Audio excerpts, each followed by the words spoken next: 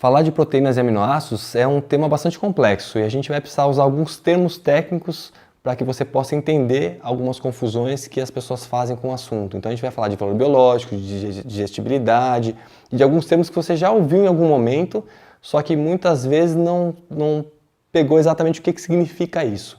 Mas vai ser muito importante para você entender os mitos que rondam a dieta vegetariana frente ao tema proteínas. Então, para a gente iniciar essa conversa, vale lembrar que as proteínas são um aglomerado de aminoácidos. Então é como se um aminoácido fosse um tijolo e eles já todos grudados vão formar uma parede, vão formar um muro. Então proteína é esse muro e o aminoácido são os tijolos. A gente tem aminoácidos diferentes. Significa que alguns a gente produz, outros a gente não produz e outros às vezes a gente não produz o suficiente. De outra forma a gente pode explicar da seguinte forma. Tem os aminoácidos que a gente chama de aminoácidos essenciais. Os aminoácidos essenciais são aminoácidos que a gente precisa ingerir porque nós não temos a habilidade de produzir. Se a gente fica sem ingerir esses aminoácidos, depois de um tempo a gente vai ter uma carência, vai ter um problema que só vai ser revertido quando esse aminoácido entrar no seu corpo. Então isso se chama aminoácido essencial. A gente tem o que a gente chama de aminoácidos não essenciais. Veja só, não essenciais não significa que não são importantes, eles são tão importantes quanto os outros.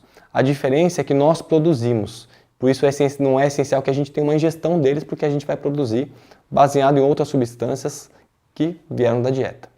E a gente tem o que a gente chama de aminoácidos condicionalmente essenciais. São aminoácidos que nós produzimos nas condições normais, mas em algumas situações a nossa produção não é suficiente para o que o corpo precisa. Por exemplo, se você sofrer uma grande queimadura, e estiver no hospital, internado, com grande resistência queimada, a quantidade de alguns aminoácidos que o seu corpo produz não é suficiente para essa demanda específica. Então, em algumas condições, a gente vai precisar te dar um suporte extra desses aminoácidos para você manter uma função corporal adequada. Então, essa é a classificação básica que nós temos. E a preocupação que se tem hoje em dia é como a gente consegue as proteínas e se esses aminoácidos essenciais vão ser os aminoácidos que a gente vai conseguir obter numa dieta vegetariana. A resposta é sim, mas a gente vai mostrar para você por que é assim.